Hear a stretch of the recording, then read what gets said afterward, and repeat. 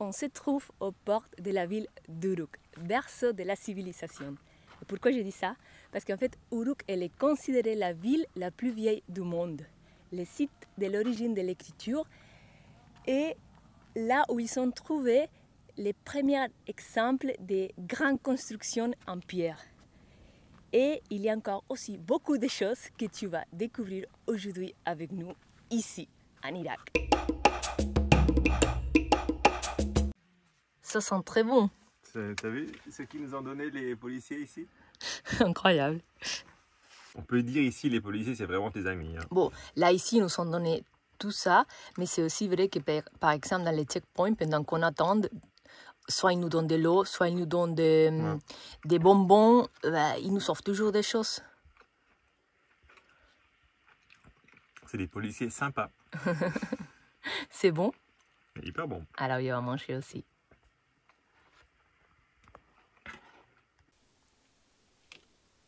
Et alors, tu vas bien manger? Très bien. Tu es prête pour la visite? Oui, absolument prêt, oui. Allez. Bah, j'espère que les autres sont prêts aussi. Nous, en tout cas, moi, je suis prêt. Il faut avoir de la patience ici. Oui, oui. On a le temps. Hein. C'est pas l'heure suisse.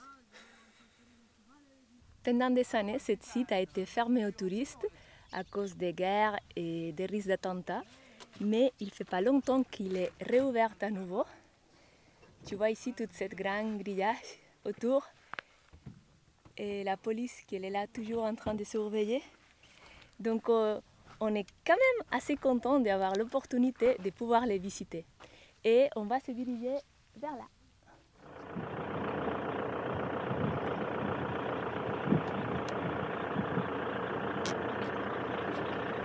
Bon, on est rentré dans ce site. En fait, c'est énorme. Apparemment, c'est 5,5 km². Donc, tu t'imagines, je veux dire, la taille de cette ville. C'est bon, là, c'est un peu tout désertique, mais là, on va rentrer plus là où elle a été construite. Et on va se laisser surprendre. Hein. On ne sait pas du tout ce qu'on va voir.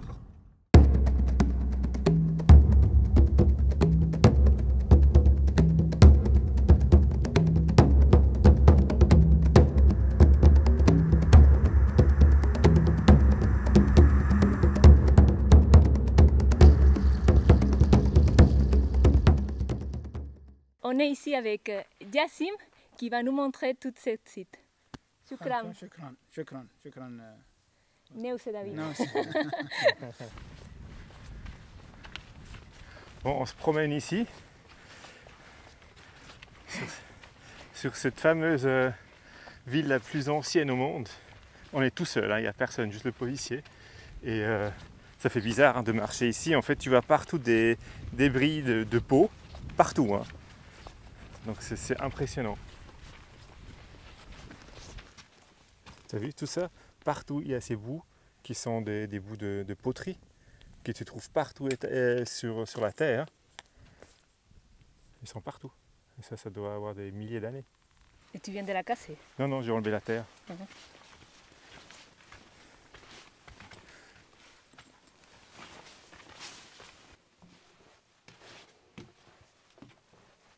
Et tu vois tout ça et tu peux dire, il n'y a que des pierres.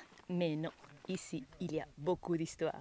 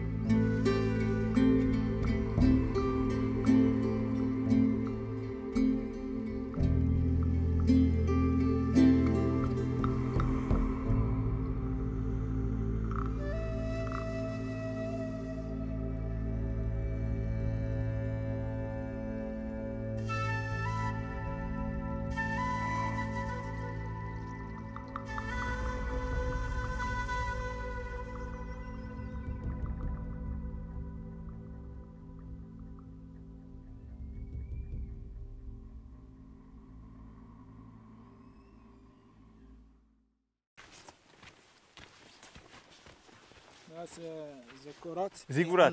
Ziggurat. Ziggurat. My god Ishtar. Ishtar. Yeah. Ok. Temple Ishtar, Ziggurat. Yes, yes, yes. Les ziggurats sont des constructions qui ont une base carrée ou rectangulaire à partir de laquelle ils commencent à mettre comme des marches. Tout en haut, il y a les temples. Et en fait, c'est comme une espèce de pyramide, mais plat. Voici un exemple de ziggurat, ce qu'il reste. Ces trucs-là, ces cônes, ben, en fait, ils ont rentré comme ça et ça fait ces mosaïques et du coup, tu as ces différentes tailles et qui étaient dedans comme ça. Ah, ok. Et ça donne des formes avec les couleurs différentes et des patterns comme ça. That's, yep. Ok. Yeah, yeah. C'était partout. Temple mosaïque. Temple mosaïque. Tombe mosaïque. Ben, en fait aussi ici, ce qui est particulier, c'est que tout est construit avec des briques et de la terre.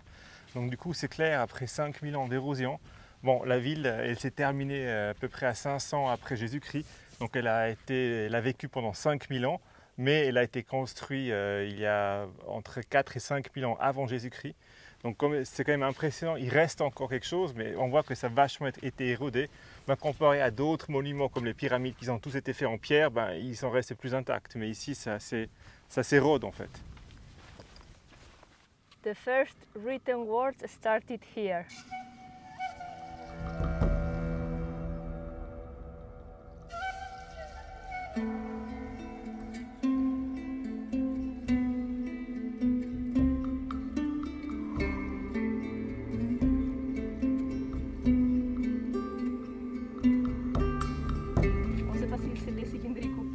Mais c'est comme une espèce de stamp, Des tampons. Et c'est aussi ici où ils sont découverts les premières seaux cylindriques.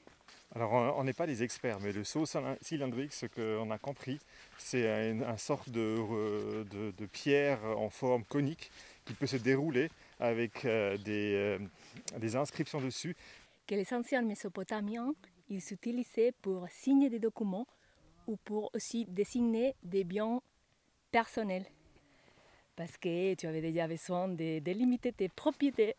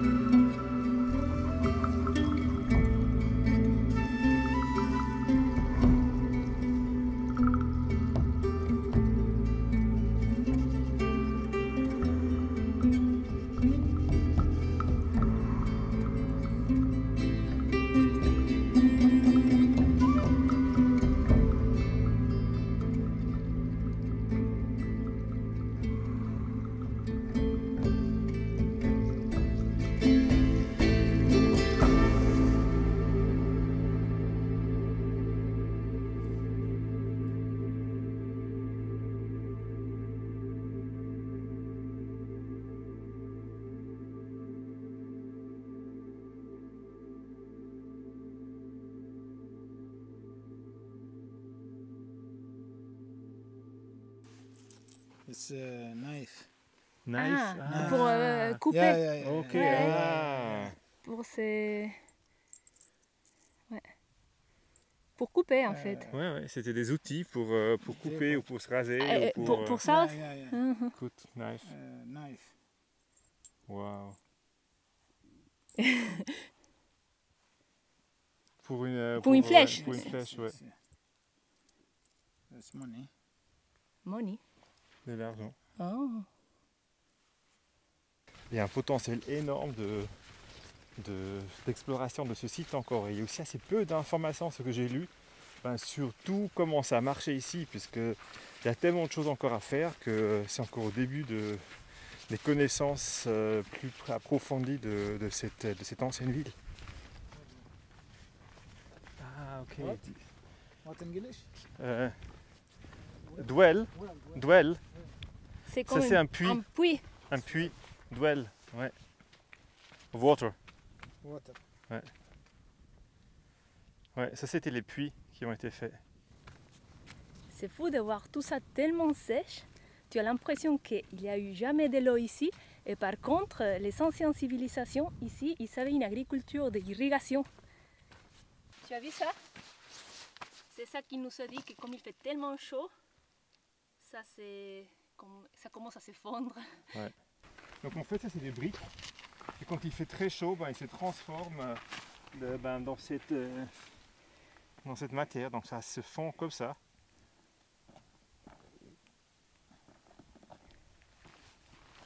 Tu vois la brique elle était comme ça et après ça se fait comme ça et... Waouh! C'est vrai que il reste plus tellement de choses, donc c'est vraiment c'est un peu des tas de pierres. Mais quand tu t'imagines que ce lieu, c'est vraiment un des lieux premiers, donc c'est même avant les Égyptiens, tu vois, c'est une des premiers, on va dire, signes de civilisation de notre ère d'humanité. Et ça c'est quand même un truc incroyable que ça se retrouve ici et que tu t'imagines qu'il y avait une ville ici dans sa meilleure période, qui avait on a lu différentes choses, entre 40 et 80 000 personnes qui vivaient ici. Et que voilà, notre civilisation est un peu commencée ici. Moi, je trouve ça assez fou de s'imaginer ça. Donc, et qu'on marche ici sur des lieux où il y avait, il y a 5-6 000 ans, il y avait déjà des personnes qui vivaient dans une ville. Yes. Ok. Waouh. Tu vois, il nous montre plein de petits trucs, des mosaïques, des petits restes. Et en fait, si tout ce qu'ils avaient trouvé ici serait encore là, ce serait tellement plus intéressant. Parce qu'en fait, ils ont trouvé plein de choses, c'est juste que c'est plus là. Et donc, du coup, tu viens ici, tu vois encore 2-3 pièces, mais ça serait magnifique si toutes ces choses-là seraient encore sur ce lieu-là, pour mieux comprendre comment cette ville elle était à l'époque. Malheureusement, c'est tout dans des musées. C'est tout en Europe, soit en Angleterre, en Allemagne ou en France. Les Louvre, les British Museum. Ouais. Peut-être à un moment donné ça avait un sens pour protéger tout ça, que ça n'aurait pas été, on va dire, détruit. Mais à un moment donné, aujourd'hui que tout est sécurisé, c'est le moment de redonner toutes ces choses, que ça revienne ici. C'est dommage de ne pas pouvoir les voir ici. Ouais, ça appartient ici, ça doit revenir ici. Ouais. Ça n'a aucun sens d'avoir une pièce que tu peux retrouver dans le Louvre, mais qui a été trouvée ici. Tu t'imagines, je veux dire, il y a des choses qu'on a trouvées en Suisse il y a 6000 ans et tu peux le trouver en Irak, donc ça n'a aucun sens.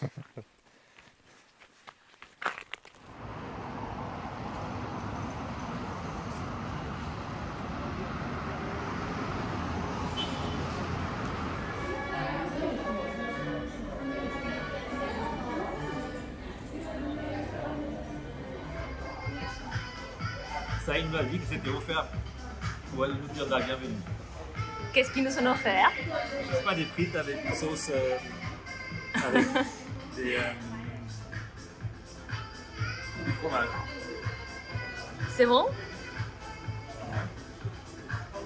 C'est quoi?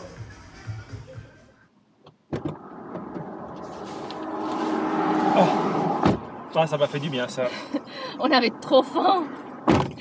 Et on a payé autour de 3 € pour le 2, donc en 50 chacun, c'est ça? Ouais, ça va. Ça va. Et là, on va direction Najaf. Najaf, ouais. Najaf. Il fait 36 degrés Ouais, il fait chaud. à l'ombre. Bon, après, tu vois, nous, on est en novembre. J'imagine même pas comment ça doit être chaud ici en été.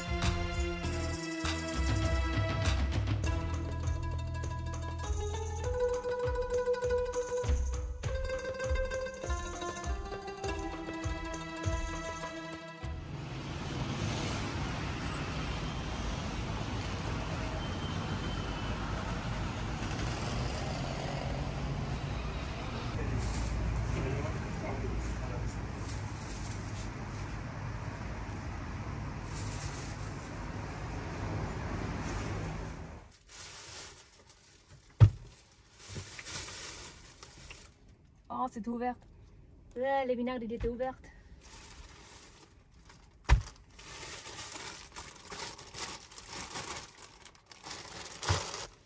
Pain pour les sandwichs.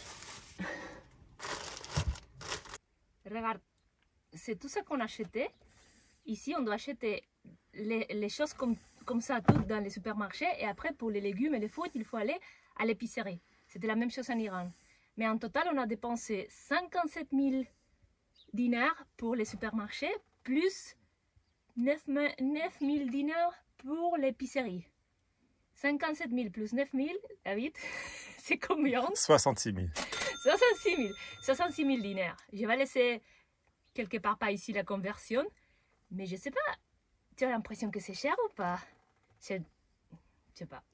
Mais Écoute, c'est pas le plus bon marché non. qu'on a eu, c'est sûr, mais Mais on a quand même acheté beaucoup de choses. Je veux dire, même des Oreo que c'est toujours plus cher. La thon, bah, Coca-Cola que c'est aussi plus cher. On a acheté de l'huile, on a acheté du vinaigre. Je sais pas. Qu'est-ce que tu me dis? on a oublié le frigo. On a quand même tous les produits laitiers qui sont là, lait, crème, yaourt, fromage, tout ça. Donc voilà, ça il faut rajouter. En tout cas, maintenant, on est content, on a assez de choses pour Ouais. rester plus. On va dire c'est pas bon marché, mais c'est pas bon marché, hein? On n'a pas encore compris les prix. Depuis l'Iran, en fait, on est un peu perdu. Oui, donc, on est un peu perdu. Qu'est-ce que tu penses? C'est bon marché ou ce n'est pas bon marché? Exactement. Laisse-les dans les commentaires. Bon, allez, on va ranger tout ça.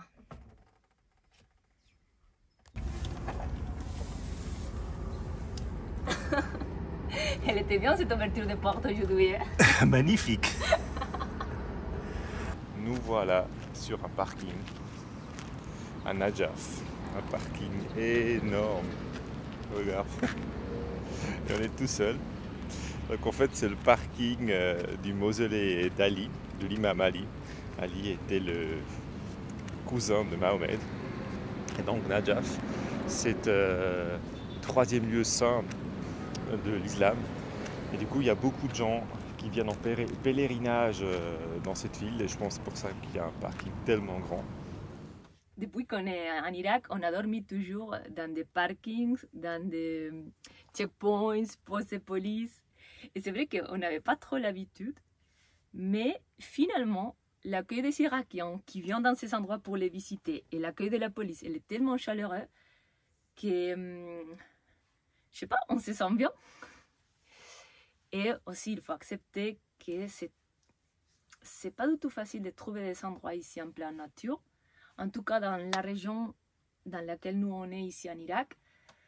Nous, on est rentré par Bassora et petit à petit, on a commencé à monter vers le nord de l'Irak jusqu'à ici, jusqu'à Najaf. Mais là, on va commencer à redescendre vers le sud à nouveau. On aimerait bien connaître aussi Bagdad, le nord de l'Irak et le Kurdistan, mais ça serait pour plus tard. Et le facteur qui a déterminé cette décision, c'est le climat. Nous, on veut passer l'hiver au chaud, et donc on va commencer à redescendre vers la péninsule arabique. Et après, on va remonter vers le nord pour reprendre la route de la soie, que c'était à la base ce qu'on voulait faire il y a une année. Donc du coup, on va effectivement maintenant redescendre vers le Koweït.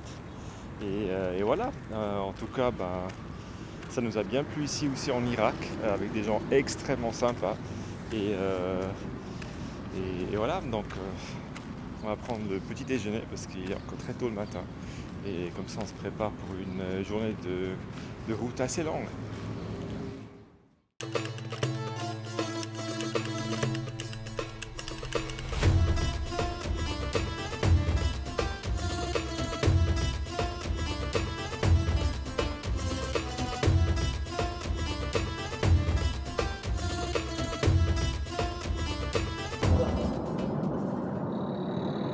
En fait, quand tu entres en Irak, tu te retrouves un peu comme dans un film de Mad Max. Mais dans le sens positif, hein, parce qu'en tout cas pour moi, je trouve qu'il y a un truc un peu apocalyptique, parce qu'en fait, tout est ouvert, donc les routes sont ouvertes, et en fait, ça donne un caractère un peu apocalyptique. Mais, beaucoup de choses qui sont cassées, ouais, et la poubelle partout. Cassé, mais ouais, moi je trouve ça assez cool en fait. Non, mais je dis que ça fait une impression comme où est-ce qu'on est là. Et t'as l'impression qu'il n'y a pas de règles, c'est un foisonnement de plein de trucs en fait, ça vit de tous les côtés, ça bouge de tous les côtés, il n'y a pas mille d'impressions, donc c'est... Une maison par là, l'autre par là.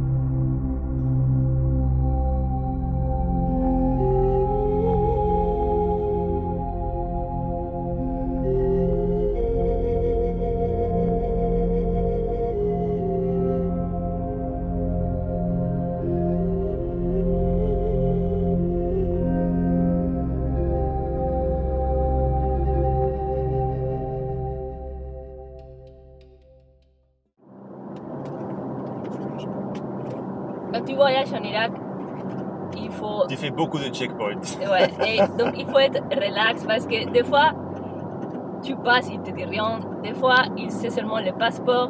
Des fois, ils te font ouvrir la voiture. Et là, comme cette fois, ils te font rentrer dans le site de police. Et tu es là assis, dans une petite chambre avec, je sais pas, 4 policières qui parlent, tu comprends rien. Ils font des photos de tous tes trucs. Et ils rigolent entre eux. C'est toujours très très convivial en fait. Ils sont très sympas, ils rigolent. Ils te donnent de l'eau, ils te donnent à manger. Ouais, ils te mettent à l'aise, ils rigolent un peu. Mais tu comprends rien. Mais voilà, toujours avec les sourires, patience. Et voilà, jusqu'à les prochains checkpoints. Et ils aiment beaucoup Neus, je sais pas pourquoi, mais à chaque fois ils commencent à faire des blagues avec toi. Bah parce que je sais pas, ils rigolent, qu'est-ce qu'on peut faire? On est là, et franchement la situation, tu pouvais penser c'est hyper bizarre, tu es là dans un truc de police, personne ne comprend, ils te prennent photos de tout, ils s'envoient les photos par les téléphones, je sais pas, je pense que tous les policiers irakiens ils ont des photos de notre passeport. Oui, ça aussi, ça. Et dans un moment donné, il faut les prendre ici, parce que pourquoi s'énerver? C'est comme ça, et ils font ce qu'ils doivent faire, parce qu'ils sont probablement c'est son job, non, d'arrêter tout le monde. Et encore plus si tu es étrangère, il n'y a pas beaucoup de personnes ici qui voyagent avec sa voiture. Donc, aïe. Mais voilà, toujours avoir les documents à côté parce que tu vas devoir les sortir Tout le temps. tout le temps. Allez, on continue. Mais ça fait partie de l'expérience ici. Ça hein. fait partie de l'expérience ici. Déjà que c'est comme ça. Mais c'est cool, c'est comme ça que tu... En fait, de prendre contact avec les locaux, c'est avec la police. Oui.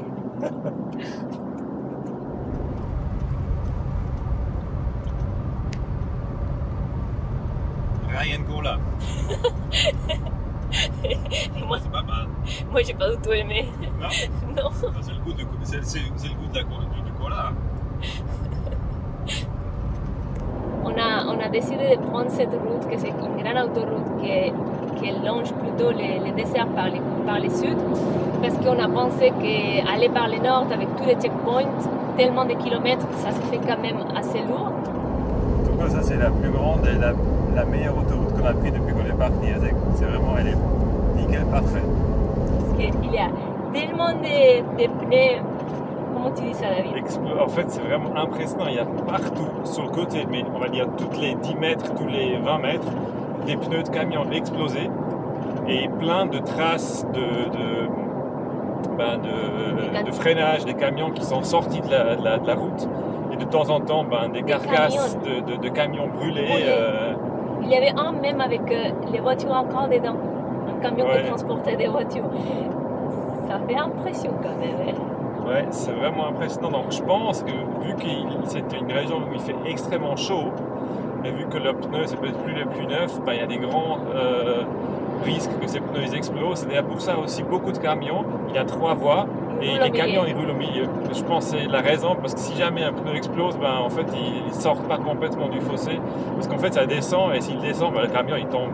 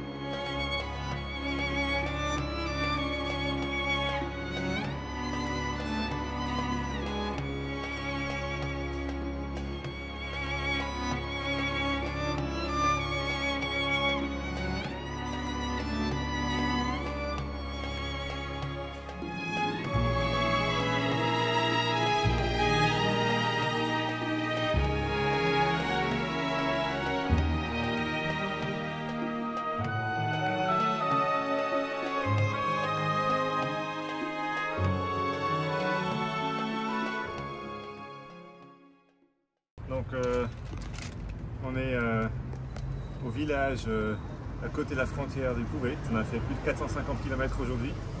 Mais c'était tous une autoroute, hein, vraiment une autoroute large, mais pas toujours simple parce que les camions ne roulent pas vite et les voitures très vite. Bref, on a fait des courses parce qu'on a dépensé encore nos dinars qu'on avait. On en garde encore un peu pour la frontière parce qu'on ne sait pas encore comment ça va se passer.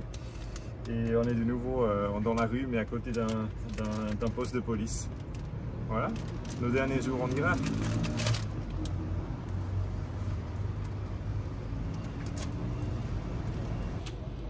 Et donc on se voit la semaine prochaine au Koweït.